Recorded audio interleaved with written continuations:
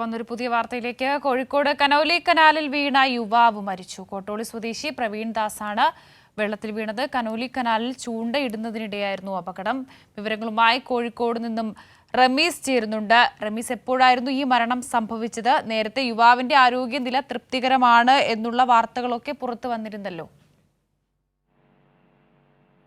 വർഷ വൈകുന്നേരത്തോടുകൂടി ഈ ചൂണ്ടയിടുന്നതിനിടെയാണ് ഈ പ്രവീൺ ദാസ് മരണപ്പെടുന്നത്. കനോലി കനാലിലേക്ക് അബദ്ധത്തിനിടെ കനാലിലേക്ക് വീഴുകയും തുടർന്ന് മരണപ്പെടുകയായിരുന്നു.